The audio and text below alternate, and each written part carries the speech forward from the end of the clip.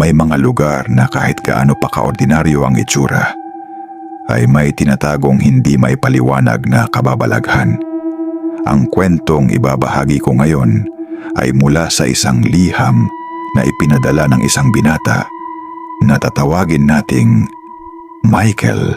Dear Kuya Mike, isa po akong estudyante mula sa Misamis Occidental. Hindi ko po akalain na ang simpleng araw sa school ang magbabago sa buhay ko ng tuluyan. Nagsimula po ang lahat noong isang araw na pumasok ako sa eskwelahan. Normal lang po ang lahat hanggang sa may naamoy akong kakaiba sa hallway. Pagpasok ko po sa classroom at pagupo sa upuan, bigla na lang pong bumigat ang pakiramdam ko.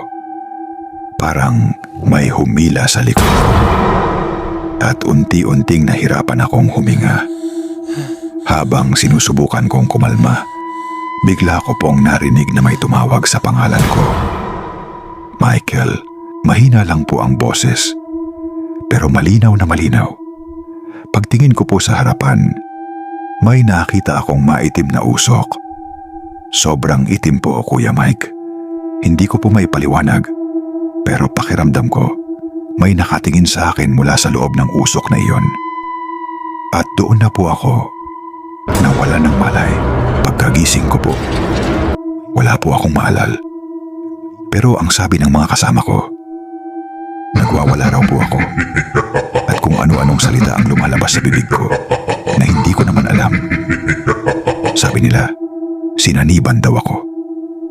Ayon sa mga nakakatanda sa amin, ang sumapi raw sa akin ay isang masamang nilalang na naninirahan sa mga puno, lalo na sa matatandang puno ng langka. At doon ko po nalaman na sa tapat pala ng lugar namin may isang puno ng langka na higit 50 taon na raw ang tanda. Simula pa raw noon, may mga kababalaghan ang nangyayari doon. Tuwing gabi, tinatahulan daw ito ng mga aso. Nakatingala, parang may nakikita sa taas. May mga nakakita rin daw ng isang mahabang nilalang, maitim at hindi gumagalaw, nakatayo lang sa tabi ng puno. Pero hindi pa doon natapos ang lahat, Kuya Mike. May mga kapitbahay po kami na nakakita pa rin ng kakaiba. May naaksidente raw malapit sa puno matapos makakita ng anino, at may isa pa pong nakakita ng tila madre na nakaitim sa gitna ng gabi.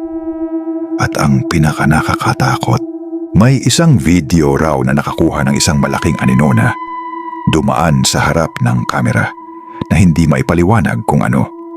Kalaunan po, pinabasbasan ang puno ng langka. Kinabukasan, unti-unti itong nalanta hanggang sa tuluyang mamatay. Sabi nila, umalis na raw ang nilalang, pero marami pa rin ang nagsasabi na ang agtang ay hindi nawala. Lumipat lang daw po ito sa ibang puno. Hanggang ngayon po, Kuya Mike, tuwing naaalala ko ang nangyari, hindi ko pa rin maiwasang matakot. Dahil minsan, pakiramdam ko, may tumatawag pa rin sa pangalan ko, kahit wala naman akong kasama. Michael, Michael, Michael.